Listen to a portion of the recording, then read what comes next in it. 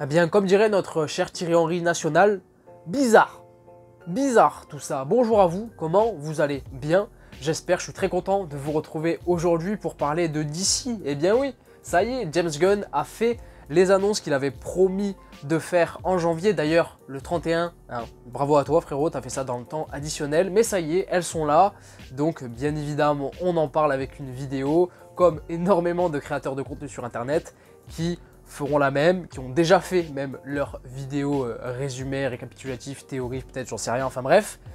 Je vais vous en parler aujourd'hui, je vais vous énoncer tous les projets futurs qui arriveront dans les prochains mois et surtout prochaines années pour l'univers et vous donner mon petit ressenti par rapport à tout ça. Est-ce que je suis hypé, est-ce que c'est de bon augure ou autre? On verra. Le premier projet qui a été annoncé, celui-là on le savait, on était au courant, mais on a à la fois un titre et une date de sortie. C'est la suite au film The Batman sorti en 2022 avec Robert Pattinson dans le rôle réalisé par Matt Reeves.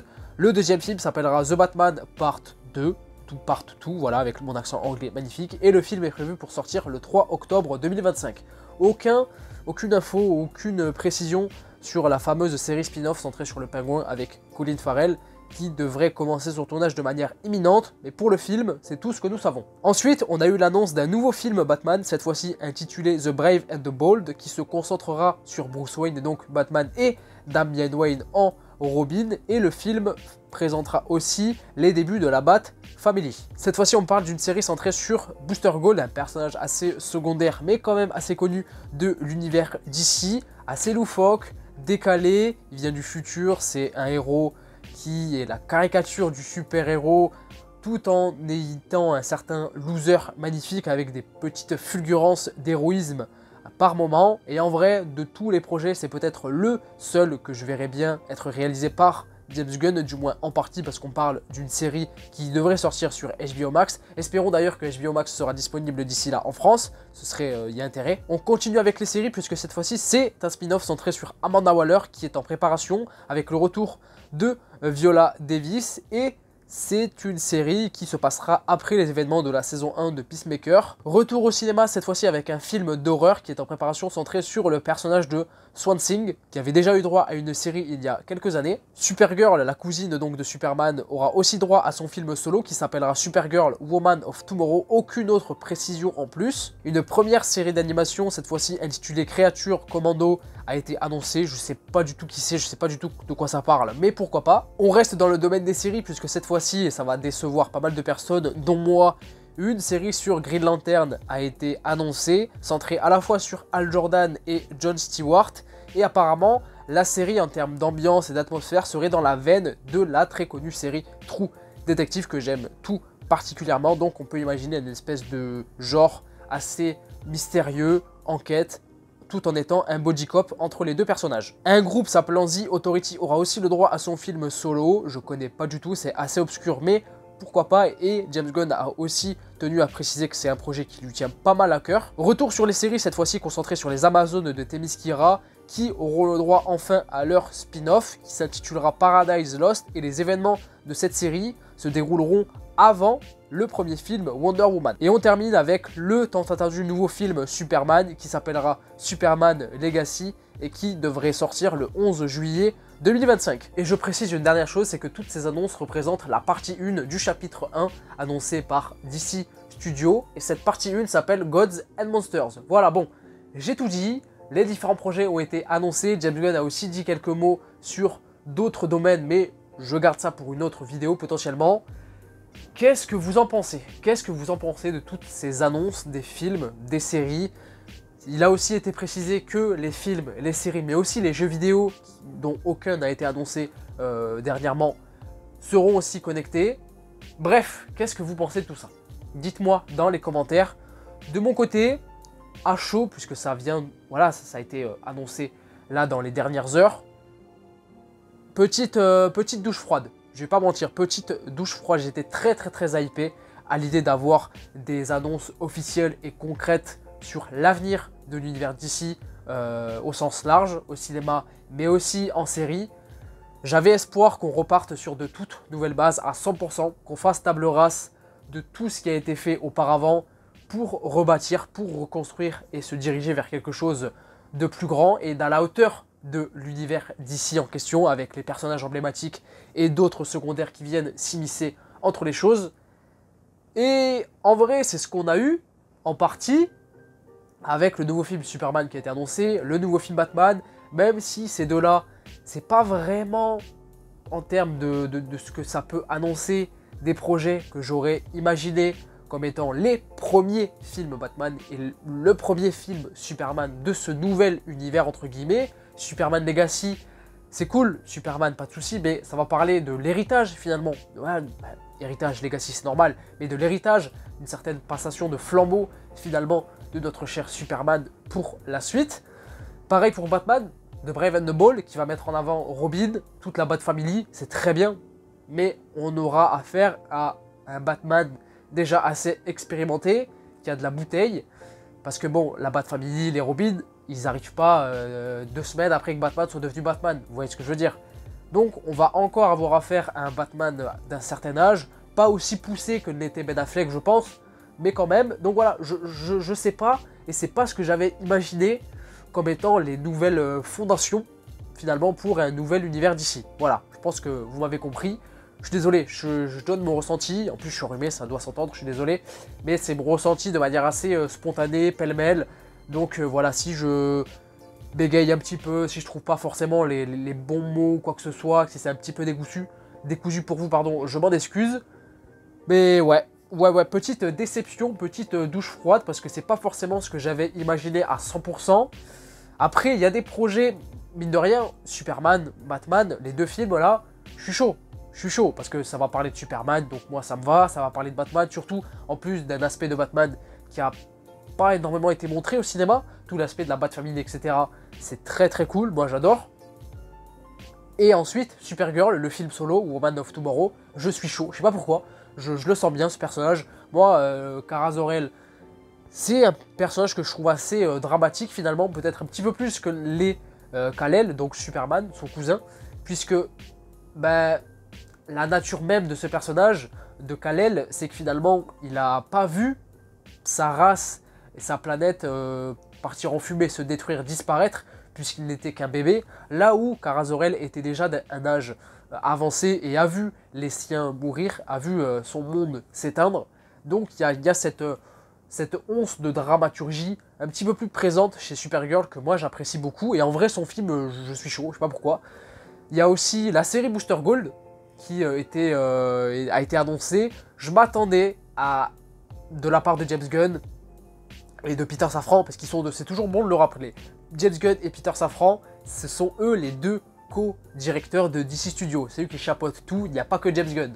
De toute manière, je préparerai une vidéo dans les prochains jours, prochaines semaines, pour parler de cette nouvelle direction de James Gunn, de Peter Safran, et les raisons pour lesquelles je crois en eux potentiellement, même suite aux annonces qui ont été faites là, puisque je rappelle que tout n'a pas été annoncé, vraiment c'est qu'une toute petite partie.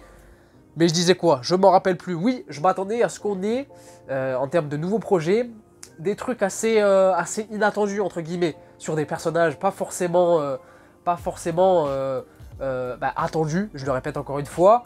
J'aurais peut-être imaginé un film ou une série sur Green Arrow, plus un film en soi, parce qu'on a déjà eu une série assez populaire, ou pourquoi pas un film centré carrément sur Hawkman et Hawkgirl. Voilà, j'aurais adoré avoir ça, puisque ça aurait parlé d'une certaine mythologie et tout, et je trouve que ça aurait été totalement le bienvenu pour un nouvel élan de l'univers d'ici.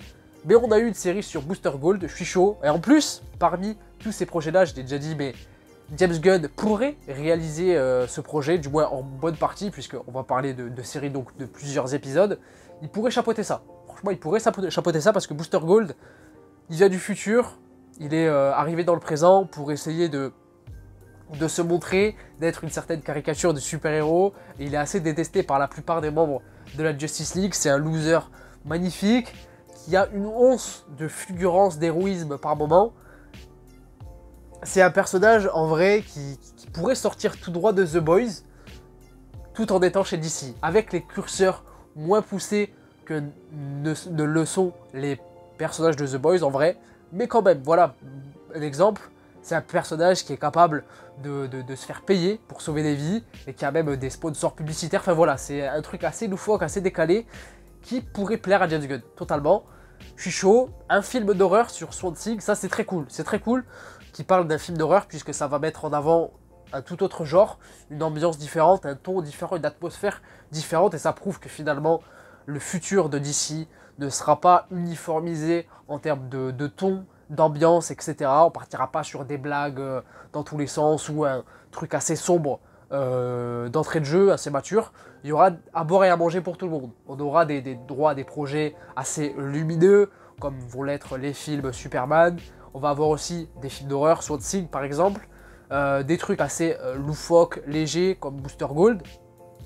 Ça va aller un petit peu dans tous les sens, c'est très bien. C'est très bien de proposer différents genres, différentes ambiances selon les histoires, les personnages et les projets. C'est ce qu'il faut faire de toute façon. Donc moi, je suis chaud.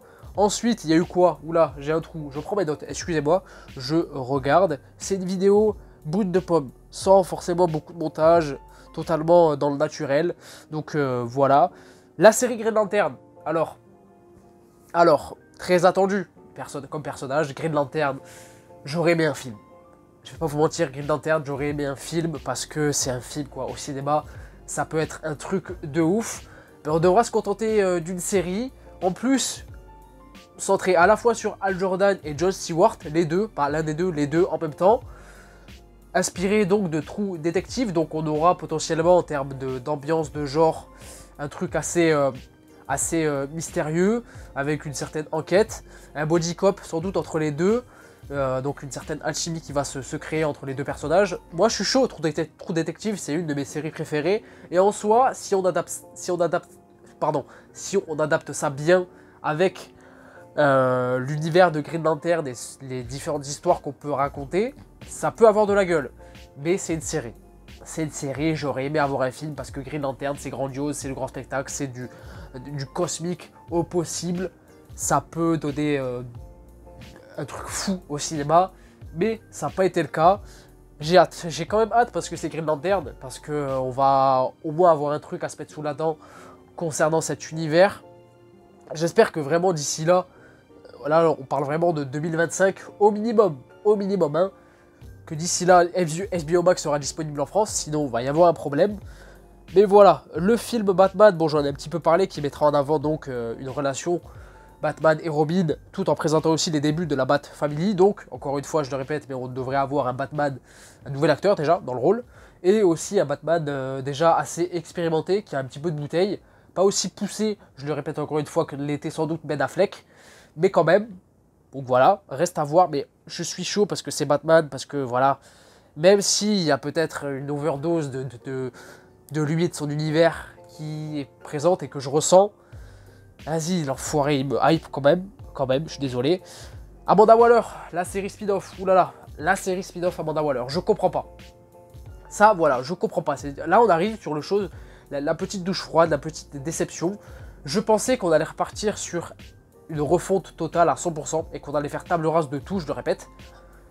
Et ça avait bien commencé finalement. Batman, Superman, Booster Gold, Green Lantern, etc. Oui, pas de souci.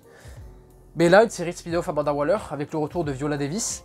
Donc, la fameuse version qu'on avait dans les précédents films d'ici, et notamment de l'univers partagé d'ici. Pourquoi faire? Pourquoi faire? Je comprends pas. La série va être liée à la saison 1 de Peacemaker. Peacemaker, c'était déjà lié au Suicide Squad de 2021. Ce film, c'était déjà un film qui était lié au Suicide Squad de 2016. Et le Suicide Squad de 2016 était lié à Batman vs Superman, etc. ainsi de suite. Donc finalement, si on remonte l'échelle, tout est connecté encore. Tout est connecté, tout est réutilisé. Je comprends pas. Une série spin-off sur Amanda Waller. Même si Viola Davis est très forte dans le rôle, il n'y a pas de souci. On s'en fout. On repart sur quelque chose de nouveau. Donc pourquoi réutiliser, recycler des choses qui n'ont plus aucun sens finalement? Parce que là, Amanda Waller, de cette version-là, elle fait partie de l'univers du Superman d'Henry Cavill. Et Henry Cavill, il n'est plus là. Elle fait partie de l'univers où Ben Affleck est Batman. Et Ben Affleck, bon, il n'est plus là non plus, on va pas se mentir. Donc, mais on continue, on pousse les choses. Pourquoi faire? Pour raconter quoi? Il n'y a plus rien à raconter, arrêtez aux conneries là. Franchement, voilà, ça a commencé avec ça. Et puis, la fameuse série centrée sur les Amazones. Alors, je le répète, mais oui, tout de suite, sans problème, un spin-off sur ce microcosme, on va dire, de l'univers de Wonder Woman, pas de problème. Un truc assez un péplum totalement, un truc assez mythologique, voilà, centré sur Themyscira, je suis chaud de ouf. Mais encore une fois, ça va être lié à Wonder Woman, même si ça se passera avant, etc. C'est lié, ce sera lié. On n'aura peut-être pas Diana Prince, elle sera peut-être pas née encore, ou peut-être vraiment qu'une enfant, mais c'est encore une fois lié à l'univers précédent, comme la série spin-off Amanda Waller. Je sais pas. Je sais pas quoi en penser, je suis perdu. Honnêtement, je pensais que ces annonces nous permettraient d'y voir plus clair quant à l'avenir de DC. Mais c'est pas le cas. C'est pas le cas, donc je dirais même encore plus le bordel. Je dirais pour l'instant, c'est que moi. Hein. Et je dis les choses de manière assez abrupte et à chaud. Et peut-être qu'avec le recul, j'arriverai à me faire une certaine idée, une certaine approche de toutes les annonces qui ont été annoncées. Enfin, du moins toutes ces premières annonces. Mais ouais, c'est compliqué quoi. Franchement, c'est compliqué. Je suis un petit peu perdu. Je suis un petit peu perdu. Mais après, voilà. Je sais pas. Dites-moi vous dans les commentaires si vous êtes hypé par toutes ces annonces-là. Ce qui vous hype le plus en termes de films, en termes de séries. De mon côté, Superman, Batman et Supergirl sont les films que j'attends le plus. Parce que Superman, parce que Batman, même si ce n'est pas forcément, je le répète, mais des projets que, dans la forme et dans l'idée que j'aurais imaginé comme premier film sur ces personnages. Et Supergirl, je suis chaud. Je sais pas pourquoi je suis chaud, Supergirl, Kara Zor-El, j'ai envie de la voir au cinéma. Donc voilà. Et en série, Booster Gold et puis Green Lantern. Surtout Green Lantern. Je suis très très chaud. Et le reste, je demande à voir. Je demande à avoir aussi plus d'informations. Mais voilà. Un petit peu perdu, ouais. Un petit peu perdu. J'aurai sans doute le temps d'en reparler avec vous, que ce soit en vidéo ou en live, peut-être même chez les copains, sans doute. Enfin, voilà, je dis ça comme ça, mais peut-être. Voilà. N'hésitez pas, du coup, à me dire tout ce que vous pensez de tout ça en commentaire. Est-ce que vous êtes chaud, pas chaud? Enfin bref, dites-moi tout. N'hésitez pas aussi à mettre un petit pouce bleu si la vidéo vous a plu, ça me ferait extrêmement plaisir. Et à vous abonner, surtout si vous me découvrez pour la première fois avec cette vidéo, ça me donnerait pas mal de force. Et puis moi je vous dis à la prochaine, je vous fais plein de gros bisous. Et voilà, prenez soin de vous et de vos proches. Ciao ciao.